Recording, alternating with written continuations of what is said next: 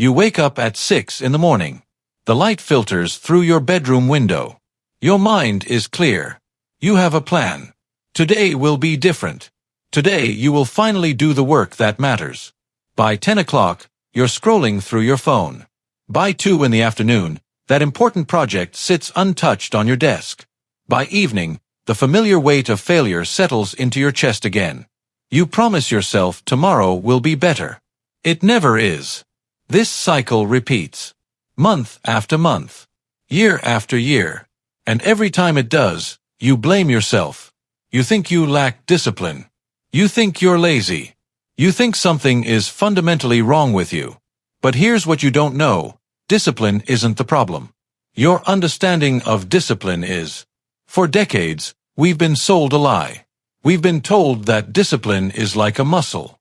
The more you exercise it, the stronger it becomes. Push harder.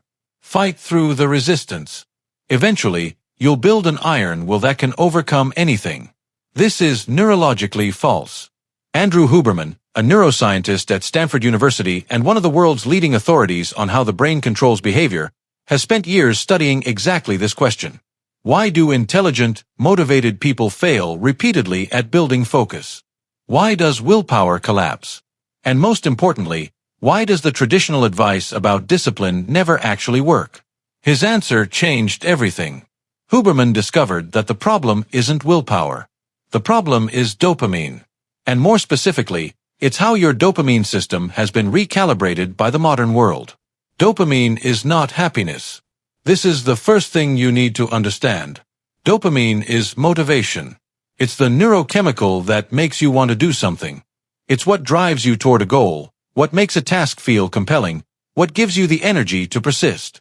But dopamine doesn't work the way most people think it does. Your brain doesn't release dopamine after you succeed.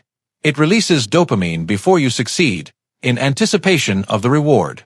This is crucial. Your dopamine system is fundamentally predictive. It's always looking ahead, calculating whether an action is worth taking based on the likelihood of reward. For most of human history, this system worked beautifully. If you hunted an animal, the reward came hours later. Your dopamine system adapted. It learned to sustain motivation across time. It could keep you focused on a distant goal because the reward was valuable enough to wait for. But then the internet arrived. Social media arrived. Smartphones arrived. And suddenly, your dopamine system faced something it had never encountered before. Instant, unlimited, unpredictable rewards. Every notification on your phone is a dopamine hit. Every like on your post. Every new message. Every video that autoplay to the next one. These aren't accidents. They were designed by behavioral engineers who understand dopamine better than most neuroscientists. They built systems specifically to trigger your dopamine release as frequently as possible. And your brain adapted. Over weeks and months, your dopamine baseline shifted. Your tolerance increased. What once felt rewarding now feels neutral. And what once felt like a dopamine reward now barely registers. This is the trap Huberman warns about. When you spend hours every day getting dopamine hits from your phone, your brain develops tolerance. It learns to expect rapid-fire rewards. It becomes accustomed to instant gratification. And then, when you sit down to do work that takes hours to generate a dopamine response, your brain rebels. It doesn't feel rewarding. It feels like punishment. Your brain literally cannot motivate itself to do the work because it's been recalibrated to expect rewards that come in seconds, not hours. This is why you fail. Not because you're weak, but because you're trying to use a dopamine system that has been hijacked by systems designed by geniuses to be as addictive as possible. You're a normal human being trying to fight against technology that was specifically engineered to make you addicted. Of course you're failing. But here's where Huberman's work becomes revolutionary. He didn't just identify the problem. He discovered the solution. He found that by understanding how dopamine actually works, you can recalibrate your entire system. You can restore your brain's ability to focus on difficult, long-term goals. You can rebuild your motivation from the ground up. And it doesn't require superhuman willpower. It requires understanding. The first thing you need to understand about dopamine is that it exists on a spectrum. At any given moment, your brain has a baseline level of dopamine. This is your resting state. This is the neurochemical environment you're in when you're not doing anything specific. Huberman calls this your dopamine baseline. And it's perhaps the most important factor in determining whether you can focus or not. When your dopamine baseline is low, everything feels difficult. Even small tasks feel overwhelming.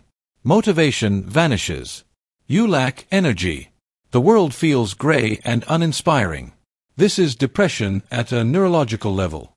When your dopamine baseline is high, everything feels possible. Tasks that seemed impossible yesterday suddenly feel achievable. You have energy.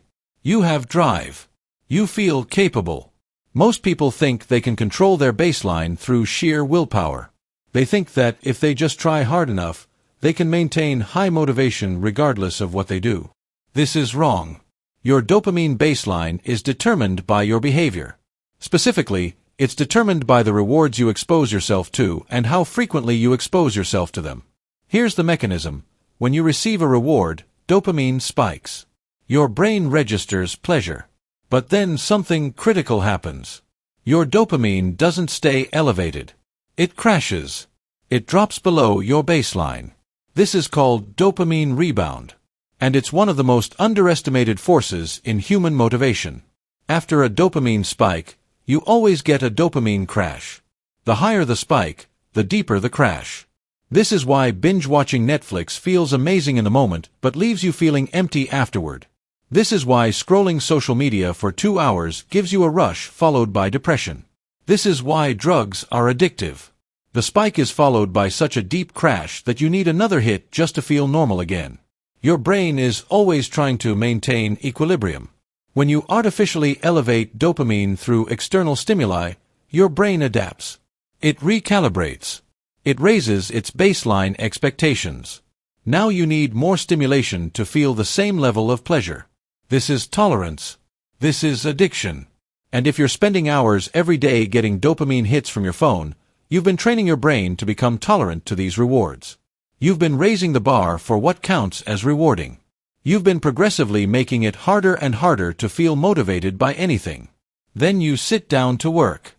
You open a blank document. You stare at it. And your brain sends a signal. This is boring. This will take hours before I feel any dopamine reward. Why would I do this when I could get instant dopamine from my phone instead? Your brain isn't broken. It's just making a rational decision based on how you've trained it.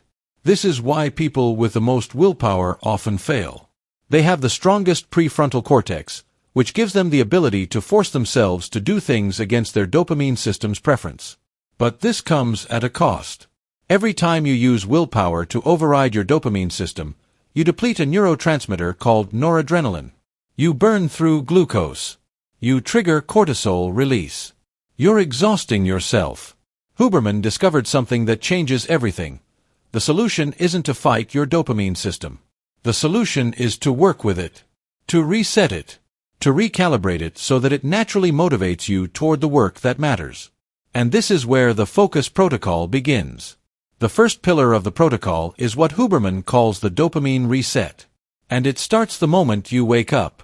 For the first 60 minutes after you wake, you need to avoid all dopamine spiking activities. No phone. No email. No news. No coffee. No sugar. Nothing that will trigger a dopamine release.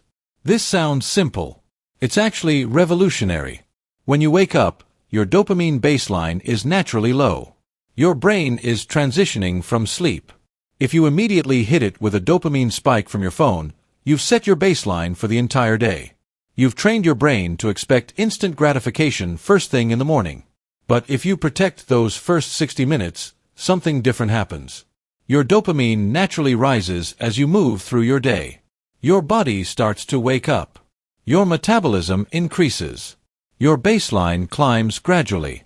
By the time you've completed 60 minutes of dopamine-free activity, your baseline has naturally risen to an optimal level. This is the state you want to be in when you start your focused work. Huberman recommends specific activities for these 60 minutes: exposure to natural light, physical movement, and nothing else. Go outside. Get sunlight in your eyes.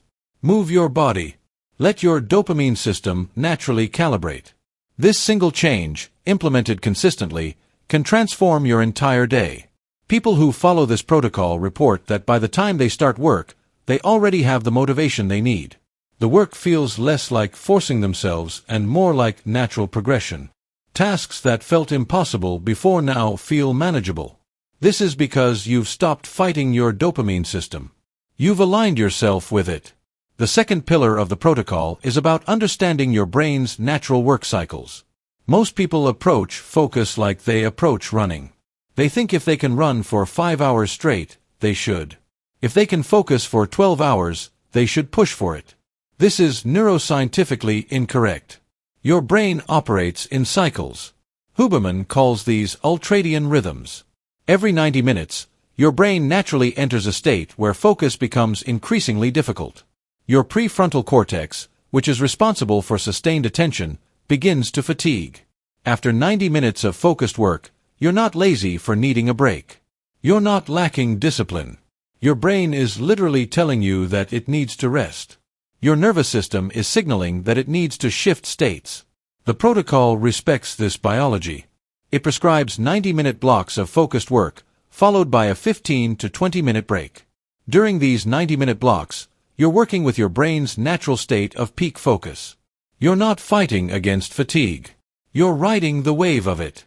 And during the break, something critical happens.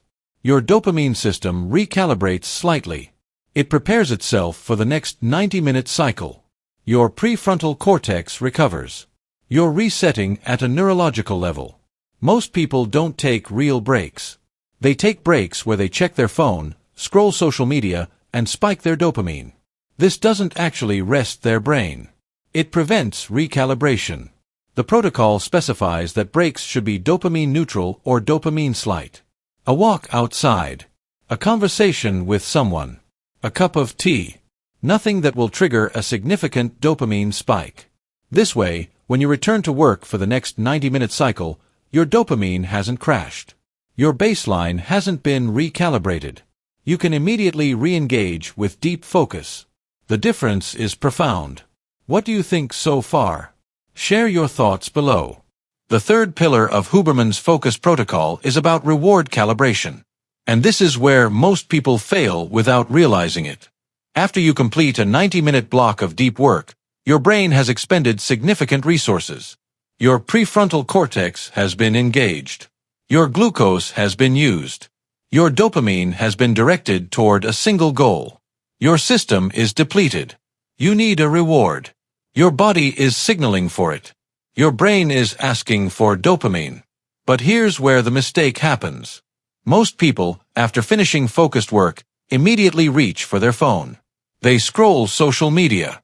They watch a video. They get a massive dopamine spike. And in that moment, it feels amazing. It feels like the perfect reward. But it's not. It's a trap. When you pair 90 minutes of hard work with a dopamine spike from your phone, you're creating a strange association in your brain. You're training your brain to think, difficult work plus phone reward equals satisfaction. But here's what actually happens. The dopamine spike from the phone is so strong that it recalibrates your baseline again. Your brain now expects that level of reward. When you return to work for the next 90-minute cycle, your baseline is higher. Your tolerance has increased. The work feels less rewarding by comparison. You've just sabotaged your own system. Huberman's solution is elegant. The reward after focused work should be calibrated. It should be present, but it should be proportional to the work, not excessive. After a 90-minute block, reward yourself with something that gives a moderate dopamine release. A cup of coffee. A walk outside. A conversation with a friend. A healthy snack. These are rewards that your brain registers as satisfying without creating a massive spike and crash. The key is proportionality. The reward should match the work. It should reinforce the behavior without recalibrating your baseline upward. This sounds subtle. It's actually fundamental. When you reward focused work with moderate dopamine releases, you're training your brain to associate deep work with satisfaction. You're making the work itself feel rewarding. You're building a sustainable system where motivation doesn't depend on willpower. You're building a dopamine system that actually supports your goals.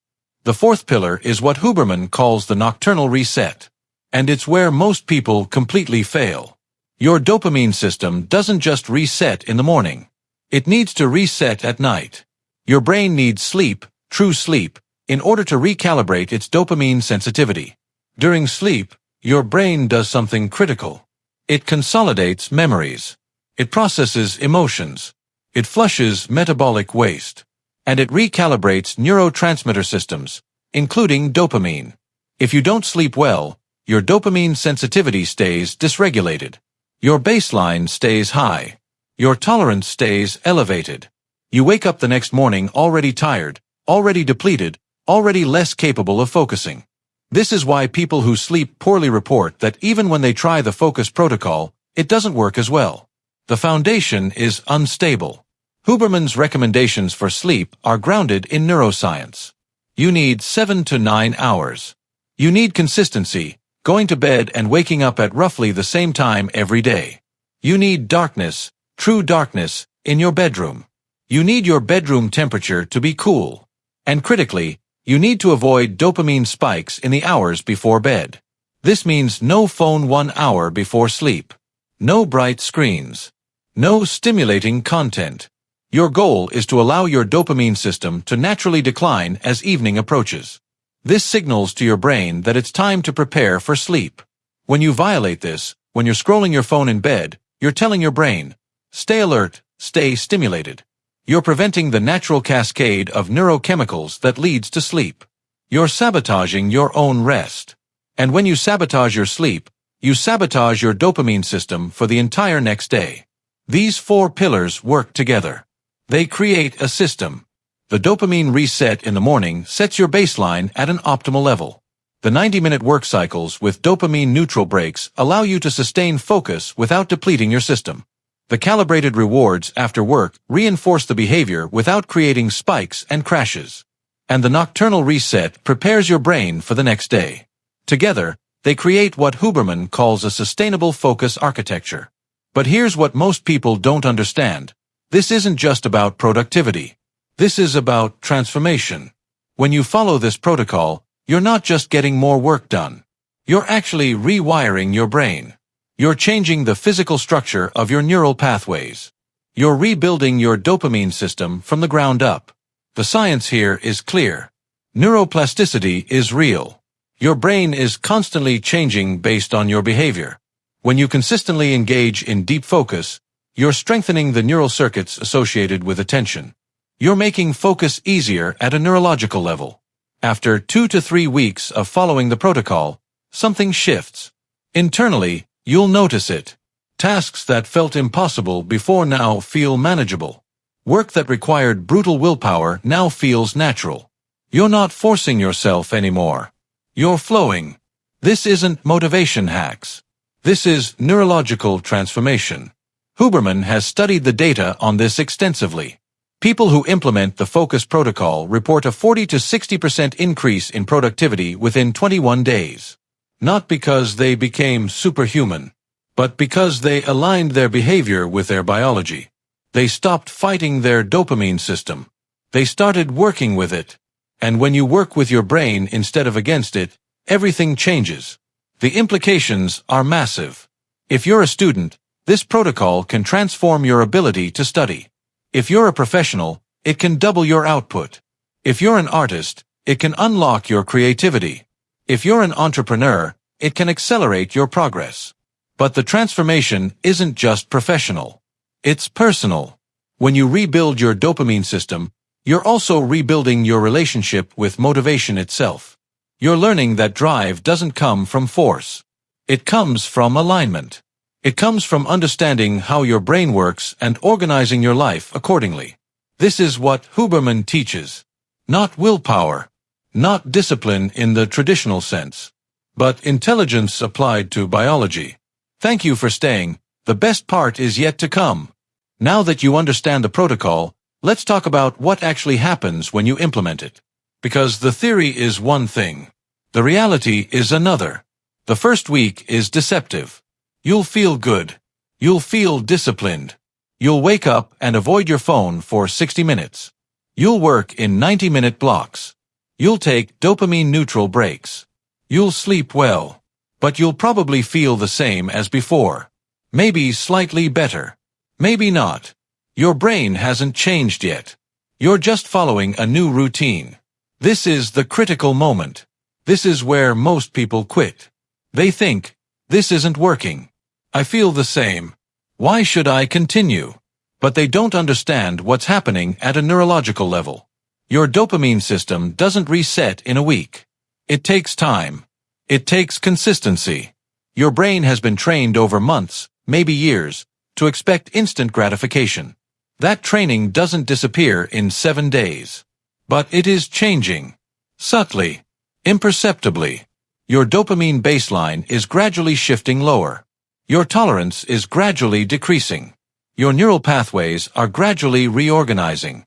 By the second week, you'll start to notice something. Small things. Tasks that used to feel tedious now feel slightly less tedious. Work that felt exhausting now feels slightly less exhausting. You'll catch yourself thinking about your project without forcing yourself to think about it. This is your dopamine system recalibrating. By the third week, the shift becomes undeniable. You wake up and you feel different. You have energy. You have drive. Tasks that felt impossible 3 weeks ago now feel achievable. You sit down to work and you don't have to force yourself. The motivation is there. This is the moment when people realize that the protocol actually works. Not because they're magically more disciplined, but because their dopamine system has been reset. Huberman emphasizes this point repeatedly in his research. The transformation isn't mental. It's neurological. You're not just thinking differently. Your brain has physically changed. Your dopamine sensitivity has been restored. Your neural circuits for focus have been strengthened. This is the power of understanding biology.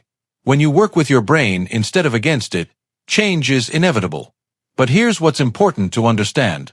This doesn't mean you're done. You don't implement the protocol for 3 weeks and then go back to your old habits. That's not how the brain works. Your dopamine system is like a muscle. Once you've trained it, you need to maintain it. If you stop doing focused work and go back to spending hours on your phone, your dopamine system will recalibrate again. Your baseline will shift back up. Your tolerance will increase. You'll be back to square one. The protocol isn't a one-time fix. It's a sustainable system. It's a way of living that keeps your dopamine system calibrated for deep work. But here's the good news. Once you've experienced what real focus feels like, once you've experienced what it's like to work with your brain instead of against it, you don't want to go back. Most people who implement the protocol find that they don't want to abandon it. They've tasted what's possible when your dopamine system is functioning optimally. And they want to maintain that state. They realize that the old way of living, with constant phone use and instant gratification, actually made them miserable. It made them feel scattered. It made them feel unaccomplished. It made them feel like they were wasting their potential. And the new way of living, with a focused protocol, makes them feel alive. It makes them feel capable. It makes them feel like they're actually moving toward their goals. This is the real transformation. Not just increased productivity, but a shift in how you experience your own life. Huberman talks about this extensively. He discusses how dopamine isn't just about motivation in the moment. It's about your perception of the future. When your dopamine system is dysregulated, when you're getting constant hits from your phone, your brain becomes oriented toward the immediate. The future feels distant and unreal. But when your dopamine system is recalibrated through the focus protocol, something shifts. The future becomes real again. Your goals become tangible. You can actually visualize yourself achieving them. And because you can visualize them, you're motivated to work toward them. This is why people with real focus often report that their entire life changes. It's not just that they work more. It's that their entire orientation toward life shifts. They become future-oriented. They start making decisions based on long-term goals instead of immediate impulses. They become people who build things instead of just consuming things. Now, Huberman also addresses a question that many people have. What about people with ADHD or other neurological conditions? Does the focus protocol work for them? The answer is nuanced. For people with ADHD, the dopamine system is fundamentally different. Their brains have lower baseline dopamine. They struggle with sustained attention. Traditional focus advice often doesn't work for them because it's not addressing their biology. But Huberman's research shows that the focus protocol can actually be beneficial for people with ADHD, with some modifications. The key modification is understanding that people with ADHD need more stimulation to reach optimal dopamine levels. They need to be more aggressive with their dopamine resets. They may need shorter work blocks, maybe 60 minutes instead of 90. They may need slightly more stimulating breaks to maintain motivation. But the fundamental principle remains the same. Alignment with biology is more effective than fighting against it. This is what makes Huberman's work so revolutionary. He's not prescribing a one-size-fits-all approach. He's explaining the underlying biology so that you can understand how to adapt the protocol to your own unique neurology. He's teaching people to become experts on their own brains. This is also why the focus protocol is so different from traditional productivity advice. Traditional advice says, work harder, have more discipline, push through the resistance. This advice doesn't work because it ignores biology. It assumes that everyone's brain works the same way. It assumes that willpower is infinite. But Huberman's approach is different. It says, understand your brain. Work with it. Create systems that make your brain naturally want to focus. Remove the friction. Create the conditions where deep work becomes the path of least resistance. This is why the results are so dramatic. People aren't just being more productive through sheer force. They're fundamentally reorganizing their relationship with work and focus. There's also an important dimension to this that Huberman emphasizes, the role of social connection and community. When you're working on something that matters, when you have dopamine aligned with long-term goals, you naturally want to share that with others. You want to talk about your work.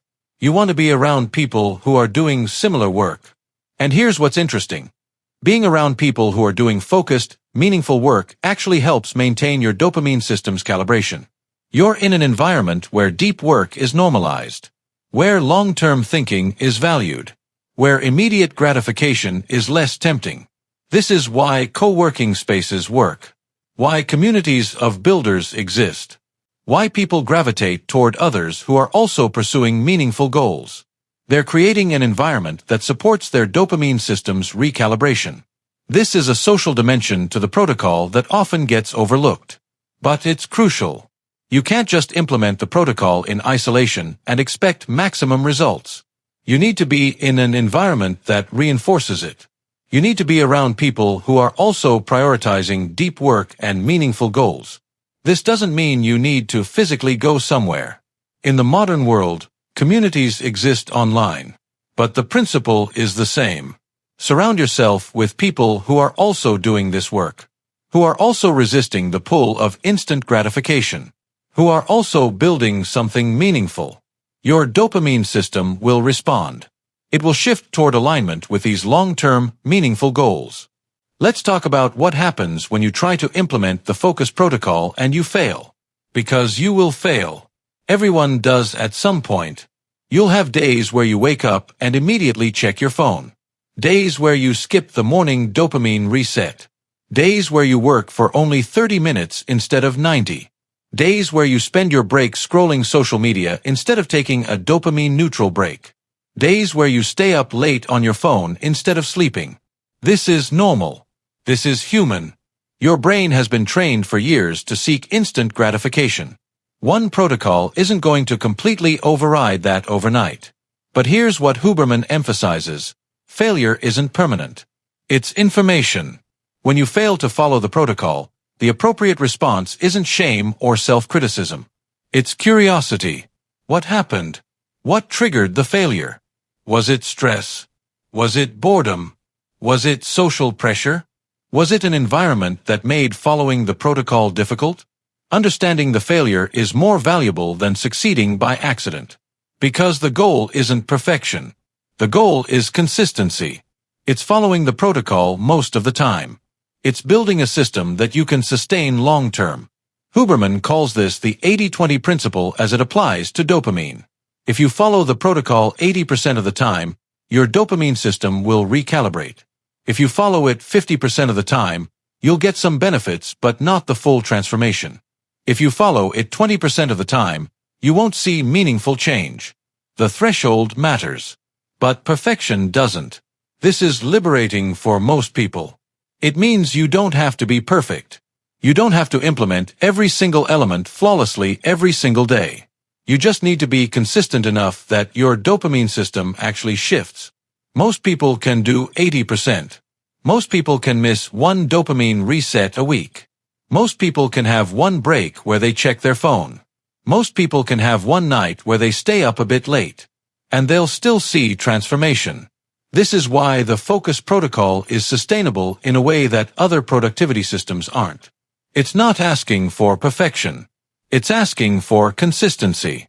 It's asking you to work with your biology, knowing that your biology is imperfect and sometimes difficult. Now, Huberman also addresses the question of relapse. What happens if you follow the protocol for 3 months, you get amazing results, and then you go back to your old habits? The answer is important. Your dopamine system will recalibrate. But it won't recalibrate as fast as it initially reset. This is because your brain has learned something. It's experienced what optimal dopamine feels like. It's established neural pathways associated with deep focus.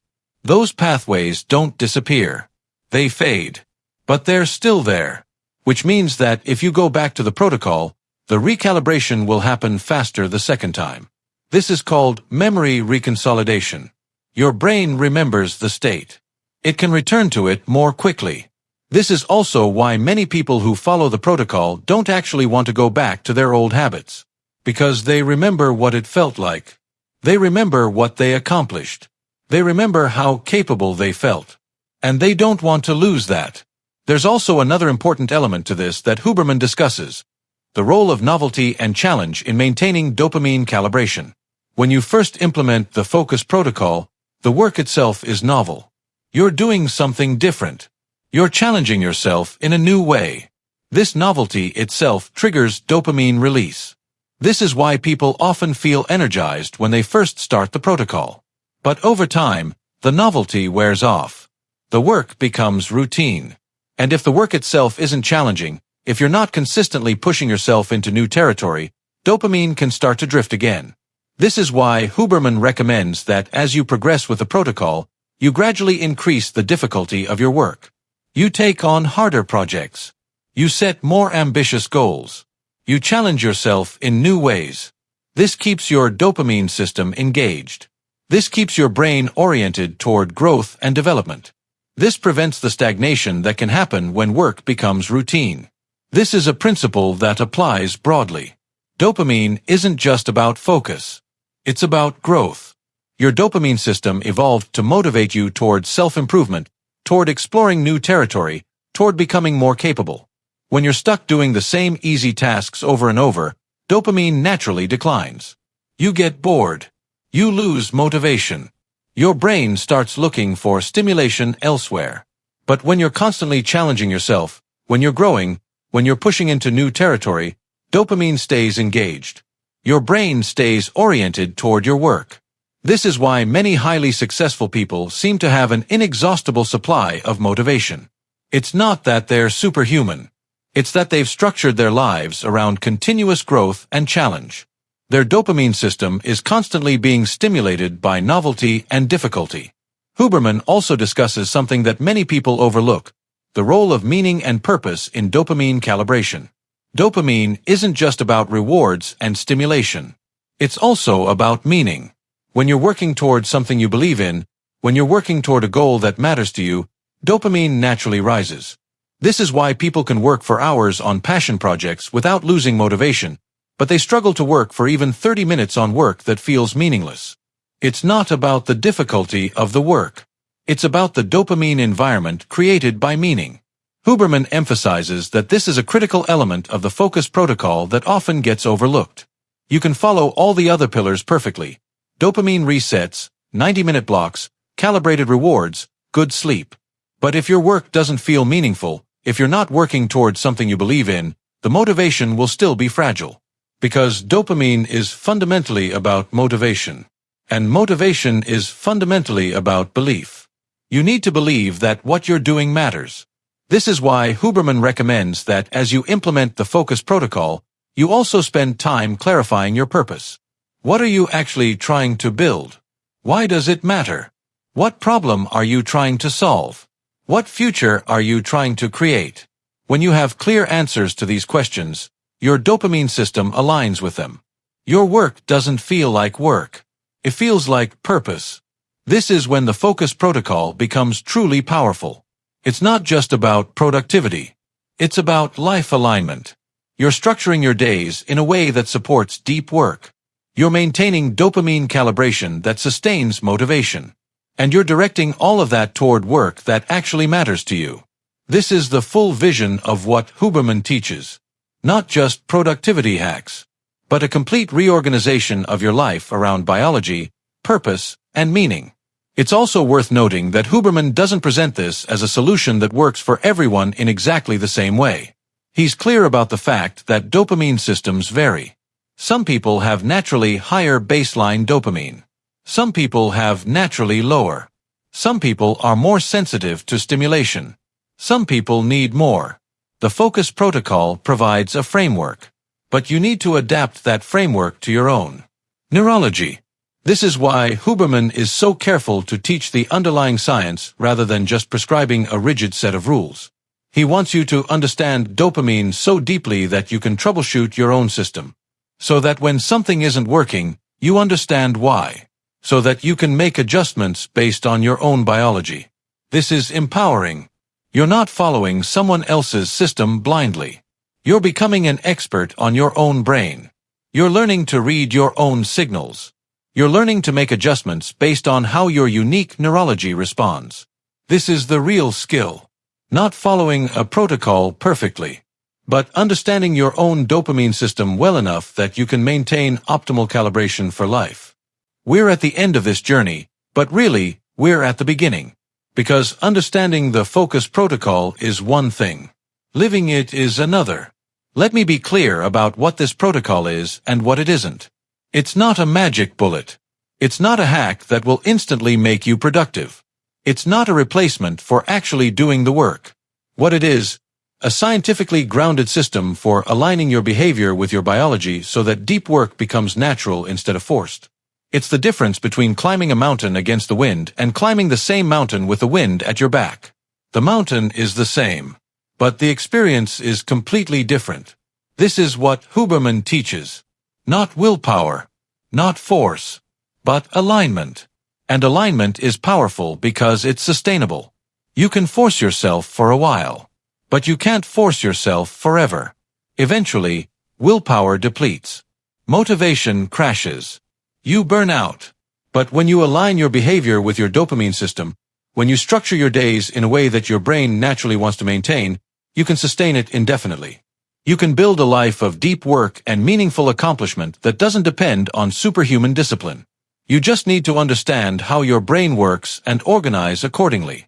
The transformation that happens when you implement the focus protocol goes beyond productivity. It's a shift in your entire relationship with work, with motivation, with yourself. People report that they feel more capable, more in control, more alive. Because they're no longer at war with their own dopamine system. They're working with it. They're harnessing it.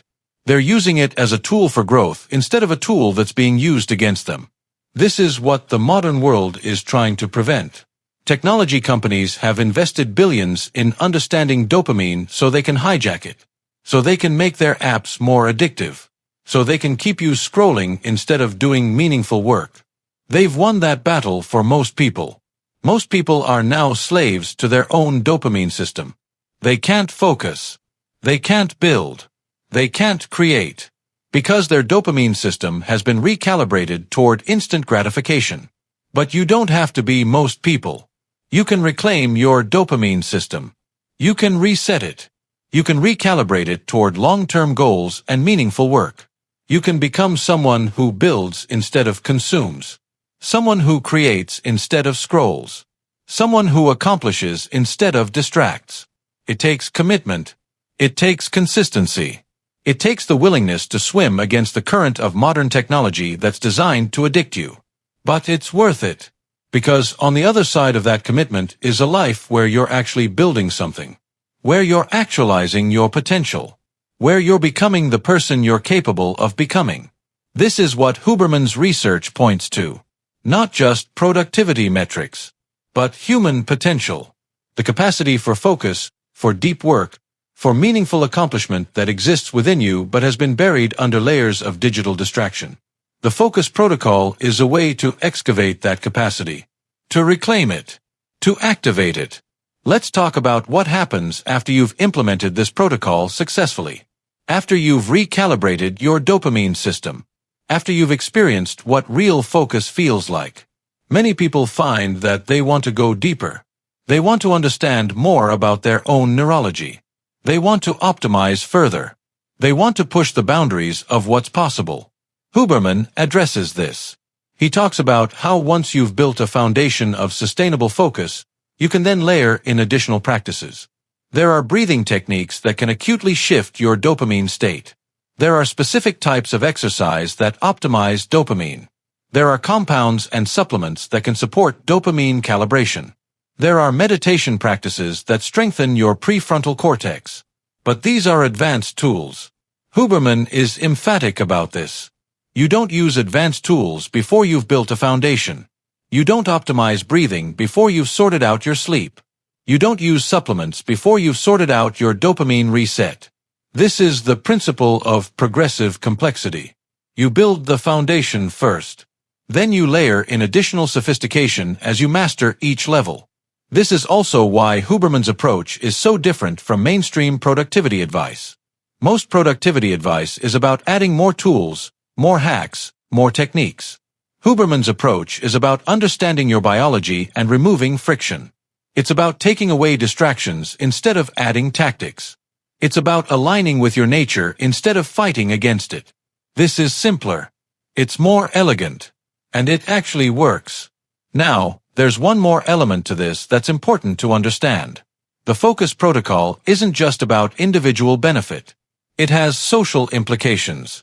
When you reclaim your dopamine system, when you become someone who can focus deeply, you become more valuable. You become capable of doing work that most people can't do. You become capable of thinking deeply about complex problems. You become capable of creating things that matter. And when you do that work, when you create those things, you contribute to the world. You solve problems. You help people. You make things better. This is why Huberman is so passionate about this research. He's not just talking about personal productivity. He's talking about human potential. He's talking about what becomes possible when people reclaim their capacity for deep focus.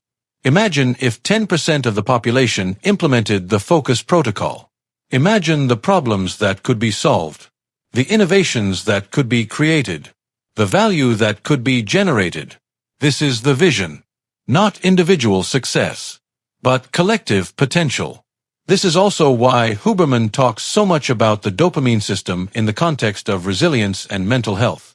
Because when your dopamine system is dysregulated, when you're stuck in patterns of instant gratification, you become vulnerable to depression, anxiety, and despair. Your future feels unclear. Your goals feel distant. Your capacity to act feels diminished. But when you recalibrate your dopamine system, when you align your behavior with your biology, something shifts. Your future becomes real again. Your goals become tangible. Your capacity to act expands. You become resilient. You become capable. You become someone who can navigate difficulty because you have dopamine aligned with long-term goals and meaningful work. This is the deeper promise of the focus protocol. Not just productivity, but mental health, but resilience, but the capacity to build a life of meaning and purpose. This is what Huberman's research ultimately points toward. The realization that your dopamine system isn't your enemy. It's not something you need to overcome through force. It's a tool, a powerful tool. And when you understand it, when you learn to work with it, when you align your behavior with your biology, it becomes your greatest ally. Your dopamine system will drive you toward accomplishment. It will sustain your focus. It will motivate you toward meaningful work. It will make you capable of things you didn't think were possible. But only if you understand it. Only if you respect it. Only if you structure your life in alignment with it. This is the invitation. This is the opportunity. Take the focus protocol. Implement it. Follow it consistently. Not perfectly, but consistently. For 3 weeks. For a month. And notice what changes. Notice how your capacity for focus shifts. Notice how your relationship with work transforms. Notice how your entire experience of possibility expands. And then imagine what becomes possible when that's your baseline. When you're not fighting your dopamine system. When you're working with it. That's the promise of Huberman's research. That's the power of understanding your own neurology. So the question now is, will you take it? Will you reclaim your dopamine system? Will you become someone who builds instead of consumes? The answer starts tomorrow morning. When you wake up. When you have a choice. When you can either reach for your phone or protect the first 60 minutes of your day. That's when it begins. Not with grand gestures, but with small, consistent choices. Choices that align with your biology. Choices that recalibrate your dopamine. Choices that build toward a life of focus and meaningful accomplishment. This is what Huberman teaches. This is what the science shows. This is what's possible. The question is, what will you do with this knowledge? Thank you for staying with me through this entire journey. If you found value in this exploration of focus, dopamine, and the neuroscience of discipline, please subscribe to this channel. More videos like this are coming. Videos that go deep into the science of human potential and how to actually implement it. In the comments below, I want to hear from you. Which pillar of the focus protocol resonates most with you? Is it the dopamine reset? The 90-minute work blocks? The calibrated rewards? The nocturnal reset? Tell me what you're going to try first. And if you know someone who struggles with focus, someone who's caught in the trap of instant gratification, share this with them. Because this knowledge has the power to transform lives. And the more people who understand it, the more potential that gets unlocked in the world. Next week, we're diving even deeper into dopamine manipulation in the modern world. We're examining exactly how technology companies are hijacking your dopamine system and what you can do about it. You're not going to want to miss it. Thank you for being here. Thank you for investing in your own understanding. That's the first step toward transformation.